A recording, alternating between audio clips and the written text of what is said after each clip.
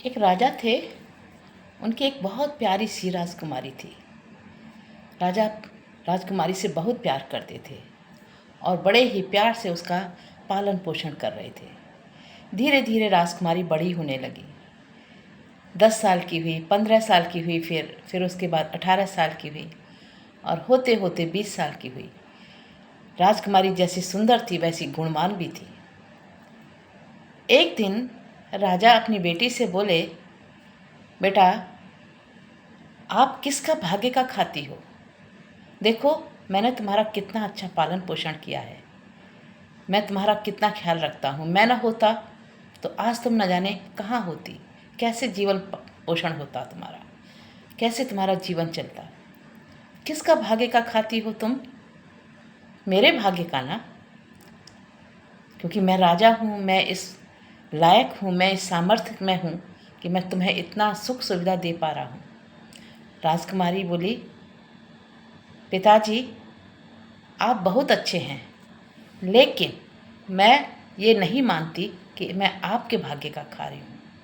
मैं ये मानती हूँ कि मैं अपने भाग्य का खा रही हूँ, क्योंकि हर इंसान जब संसार में आता है तो अपना भाग्य लेकर के आता है और वो उसी के अनुसार सुख सुविधाएं पाता है।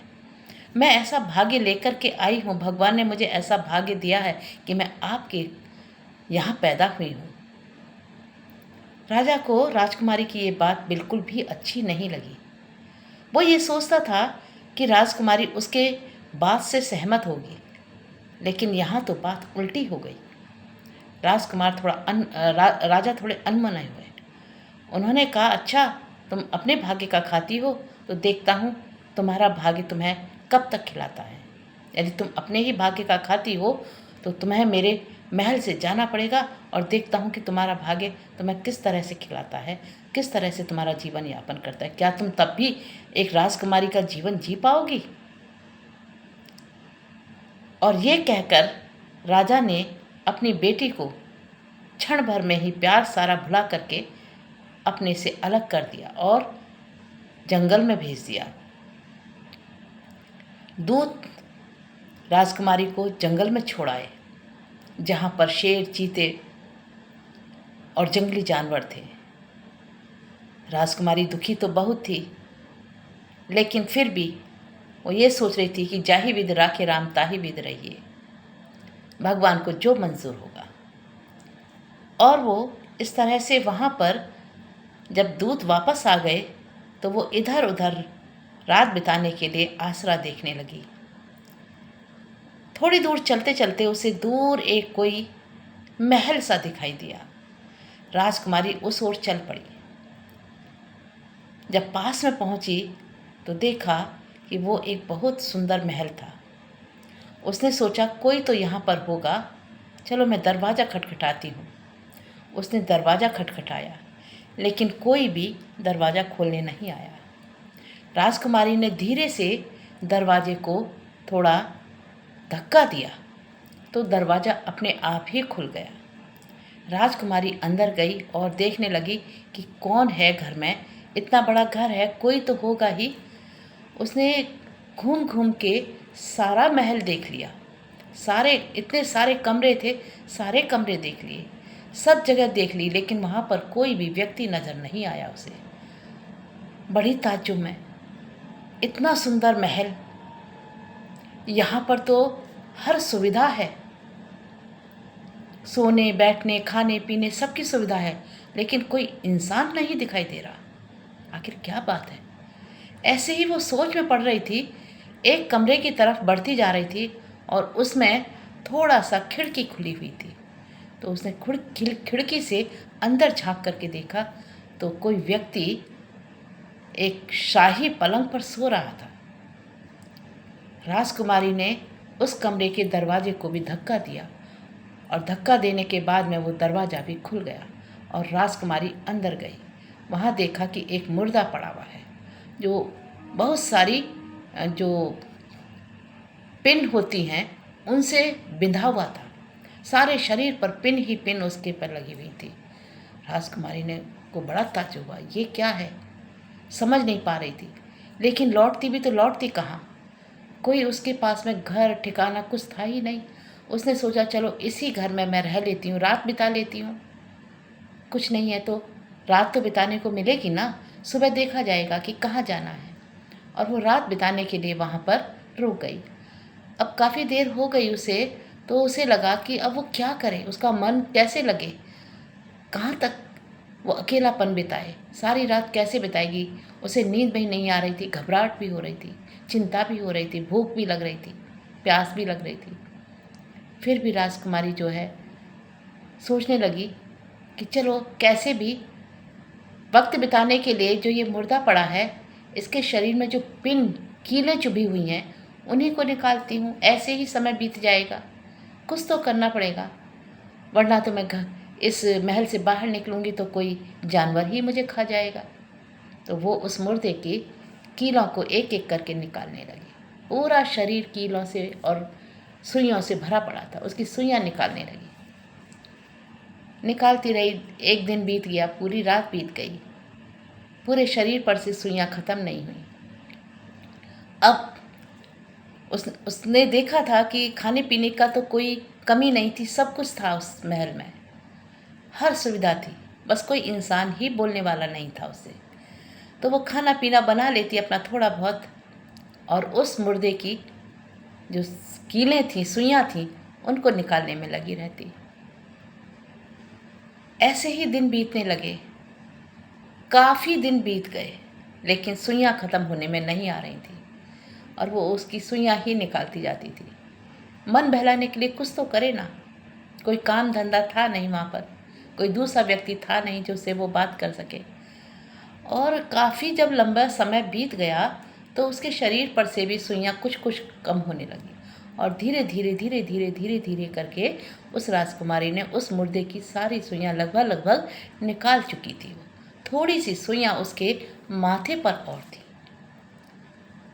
तो वो ऐसे ही उसकी सुइयाँ ही निकाल रही थी। अचानक दरवाजे पर किसी ने खटखटाया।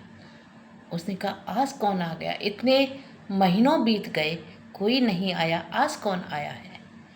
तो वो उस मुर्दे को छोड़ करके बाहर आई। बाहर देखा एक महिला खड़ी थी जो आसरा मांग रही थी कि थोड़ी देर के लिए वो उसके घर रुकना चाहती थी, क्योंकि वो जंगल में रास्ता भटक गई थी। राजकुमारी ने कहा बहन आओ, बहन आओ। बड़ी खुश हुई कि आज मुझे कोई दूसरा व्यक्ति दिखाई दिया, इतने दिनों से तो मैं एक मुर्दे की सेवा कर रही हूँ, कोई व्यक्ति ही बोलने वाला नहीं मिला। आज पता नहीं भगवान ने कहाँ से इस महिला को मेरे पास में भेज दिया। चलो इसको बुला लेती हूँ, थोड़ी देर मन बहल जाएगा। उसको बुला लिया, बैठाया बड़े प्यार से। उस महिला ने कहा कि बहन तुम क्या करती हो यहाँ पर। उसने कहा कुछ नहीं, महल तो बहुत बड़ा है, इसमें कोई है ही नहीं, मैं बहुत दिनों से अकेली ही हूँ यहाँ पर। और यहाँ पर ये मुर्दा पड़ा हुआ है एक, इसकी सारे शरीर पर सुइयाँ सुइयाँ लगी हुई हैं। मैं तो समय पास करने के लिए इनकी सुइयाँ निकालती रहती हूँ, इनकी सेवा करती रहती हूँ, क्या करूँ। और उसने आप बीती सारी बात उस महिला को बता दी। उस महिला ने कहा बेटा बहन तुम चिंता ना करो, आज से मैं तुम्हारी सहेली हूँ, मैं तुम्हारे साथ रह लूँगी। मैं भी इसी तरह से वक्त की मारी हुई हूँ, वक्त की सताई हुई हूँ, मैं और तुम दोनों इसी महल में रह लेंगे। राजकुमारी ने कहा कि भाई मैं और क्या चाहती हूँ, अंधा क्या चाहे, दो आँख। इतने दिनों से मैं अकेली रह रही हूँ, तुम आओगी तो मुझे अच्छा लगेगा, तुमसे बातें करूँगी, तुम्हारे साथ रहूँगी, दोनों का समय अच्छे से बीतेगा।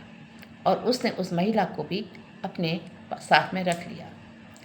एक दिन रात में वो काफ़ी देर तक उसकी सुइयाँ निकाल रही थी और थोड़ी सी ही सुइयाँ जब रह गई थी तो उसने उस महिला को कहा कि बहन थोड़ी देर के लिए मैं कमर सीधी कर लेती हूँ, थोड़ा आराम कर लेती हूँ, दूसरे वाले कमरे में आप इनकी सुइयाँ निकाल दीजिए, थोड़ी सी रह गई है, थोड़ा आप निकालिएगा, फिर जब आराम कर लूँगी तो मैं आ जाऊँगी, मैं निकाल दूँगी फिर बाकी की जो सुइयाँ, जितना हो सके आप कर लीजिए। और वो ये कह करके सोचने लगी कि ये निकाल देगी तो मैं फिर थोड़ा आराम कर लूँगी। और उसने कहा महिला ने हाँ बहन आप आराम कर लो, मैं निकाल दूँगी, तो बहुत दिनों से आप लगी हुई हो तो कोई बात नहीं, मैं निकाल दूँगी इनकी सुइयाँ। और ये सोच करके वो वो जो राजकुमारी थी वो तो आराम करने के लिए कमरे में चली गई, और जो महिला थी वो उस मुर्दे की सुइयां निकालने लगी, और निकालते निकालते थोड़ी देर में उसने सारी सुइयां निकाल दी। जैसे ही आखिरी सुई निकाली तो वो मुर्दा उठ बैठा, राम राम कह करके उठ बैठा। उस महिला से पूछा, तुम कौन हो? उसने कहा कि मैं आपकी सेवा कर रही थी, आपकी सुइयां निकाल रही थी, आपको जिंदा किया है मैंने, आपका पूरा शरीर जो है सुइयों से बंधा हुआ था। राजकुमार बड़ा खुश हुआ कि इसने मेरी बहुत सेवा की है, और उसने कहा कि तुमने मेरी इतनी सेवा की है, इस सेवा के बदले मैं तुम्हें अपनी पत्नी बनाता हूँ, मैं तुम्हारे साथ शादी करता हूँ, आज से तुम मेरी पत्नी बन के रहो। तो उस मुर्दे की वो महिला जो थी पत्नी बन गई। लेकिन सारी सेवा तो राजकुमारी ने की थी। जब उस मुर्दे जो जीवित हो गया था, उसने पूछा, देखा दूसरी महिला को भी जो राजकुमारी थी, उसको देखा तो कहा कि ये कौन है? तो उस बाद वाली महिला ने बताया कि ये कोई लड़की है जो कहीं किस्मत की मारी है, और ये मेरे पास आई थी कि मुझे सहारा दे दो, तो मैंने इसको सहारा दिया है, और ये जो है दूसरे वाले कमरे में रहती है।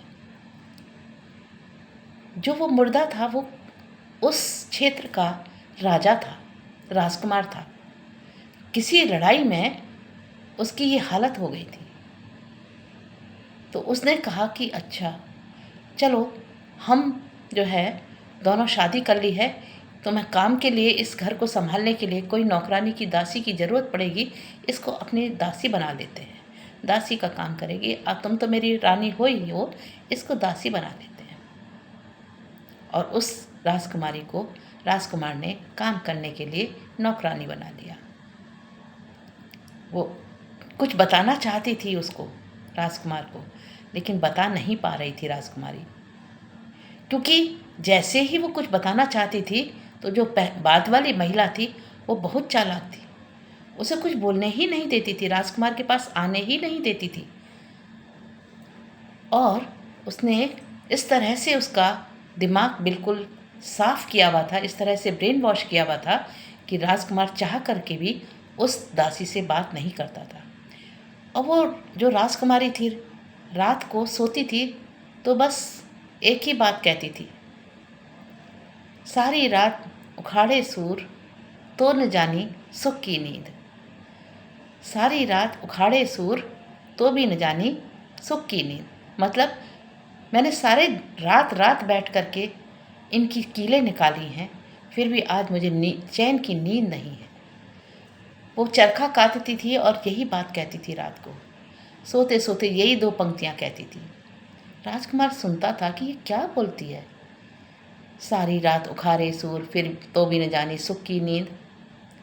और उस महिला से पूछा करता था जिसको उसने अपनी रानी बना लिया था कि रानी ये बताओ, ये दासी जो है कहती क्या है ये? उसने कहा, अरे ये दासी है, कुछ कहती होगी, क्या हमें क्या मतलब है, कहती होगी कुछ भी, रहने दो, मैं क्या जानूँ क्या कहती है, तुम भी क्यों मतलब उसकी बातों में आ रहे हो, कहती होगी, कुछ होगा उसके साथ में। एक दिन जो उसकी पत्नी थी, जो पत्नी बन चुकी थी वो महिला, एक दिन वो खाना खाने के लिए रसोई में गई, और राजकुमार पीछे से उस दासी के पास आया और पूछने लगा, तुम मुझे एक बात बताओगी? उसने कहा, क्या? कि तुम रात को क्या बोलती हो? तो उसने कहा कि महाराज क्या करोगे सुन करके, जाने दीजिए, जो हो गया सो हो गया। कि नहीं, फिर भी बताइए, क्योंकि मैं जानना चाहता हूँ। तुम इस महल में रहती हो और हम तीन ही प्राणी हैं, तो तीनों प्राणियों का सुख दुख देखना मेरा फर्ज है, मेरा कर्तव्य है कि मैं तुम्हारा भी सुख दुख जानूं, तुम्हारे बारे में भी जानूं। तो उसने अपनी पुरानी सारी बातें बताईं, और ये भी बताया कि किस तरह से वो उस महल तक पहुंची, और किस तरह से उसने उसकी सेवा की थी, और किस तरह से दूसरी महिला आई थी और उसके साथ उसकी दोस्ती हुई, उसने उसको रख लिया वहाँ पर। और जब कुछ ही कीलें उस राजकुमार के शरीर पर रह गई थीं तो उसे नींद आने लगी थी, और वो थकान के कारण दूसरे कमरे में आराम करने आई थी। और इतनी देर में उसको वो कह के आई थी कि इनकी बाकी की कीलें तब तक निकालो, फिर मैं तब तक आराम करके आती हूँ और फिर बचेंगी तो मैं निकाल लूँगी। उतनी देर में ये सारी कीलें निकाल चुकी थी और आप जीवित हो उठे। और बस यही कहानी है कि आपने अंतिम समय पर जब कीलें निकल चुकी थी तो उस समय आपने उसको अपने पास में पाया और उसने अपनी तरह से सारी बातें आपको बताई। उसने सच्चाई नहीं बताई। तो मेरी इतनी सेवा करने के बाद भी मुझे सुख नहीं मिला। पिता ने कहा था कि हर इंसान अपने भाग्य का खाता है। तो मैं ये सोचती हूँ कि हो सकता है आज मेरा भाग्य जो है इस मुकाम पर है कि मैं आज दासी हूँ। राजकुमार बोला, नहीं, आज से तुम दासी नहीं हो। सेवा तो तुमने ही की है। ये तो गलत फहमी हो गई मुझे। उस महिला ने गलत ढंग से मुझे बताई सारी बात। आज से मैं उसको दासी बनाऊंगा और तुमको अपने साथ रखूंगा। और दासी भी क्यों बनाऊं ऐसी महिला को? इसे घर से ही बाहर निकाल दूंगा, क्योंकि मुझे ऐसी चालाक, ऐसी धूर्त महिला अपने महल में नहीं चाहिए। तुम चाहोगी तो मैं कहीं से कोई अच्छी दासी लेके आऊँगा। और ये कह करके राजकुमार ने उस जो पहले पत्नी बनी थी उसको बाहर निकाल दिया और वो राजकुमारी जो थी उसके साथ शादी कर ली। कुछ समय बीता। राजकुमार और राजकुमारी एक दिन सैर करने निकले। उन्होंने देखा, जब चलते गए काफ़ी दूर तक निकल गए जंगल में और जंगल पार कर लिया तो उन्होंने देखा कि एक व्यक्ति जो है बड़ा लूहलुहान भागता हुआ अपने आप को छिपता छिपाता जंगल में घूम रहा था। उस राजकुमार ने उसको रोका और पूछा कि आप जंगल में इस तरह से क्यों भटक रहे हैं? उसने कहा, मैं फला देश का राजा हूँ और शत्रुओं ने मुझ पर आक्रमण कर दिया है, मेरे राज्य को हड़प लिया है और मुझे अपनी जान बचा करके यहाँ छिपना पड़ रहा है। राजकुमार उसको अपने घर लेके आया। राजकुमारी ने देखा तो वो उसके पिता थे। पिता को देखते ही राजकुमारी की आंखों में आंसू आ गए और पूछने लगी, पिताजी आपकी ऐसी हालत कैसे हो गई? पिता अपनी बात कहता या पुत्री अपनी बात कहती, दोनों असमंजस में। पिता ने पूछा, बेटा मैं तो जो भी हूँ मैं बाद में बताऊँगा, पर तू बता, तू यहाँ पर कैसे पहुँची? मैंने तो तुझे जंगल में निकाल दिया था। उसने सारी बात बताई अपने पिता को कि क्या जो कुछ भी हुआ था सारा वर्णन किया।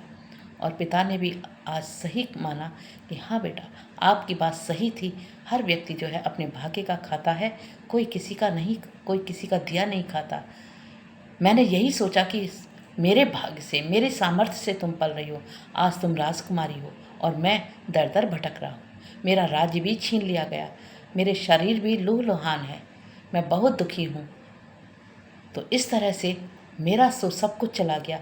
भगवान जिसको देता है उसको कोई छीन नहीं सकता और जिससे छीनता है उसको फिर कोई दे नहीं सकता। तो बेटा, आप जीते और मैं हारा। आप भाग्यशाली हो जो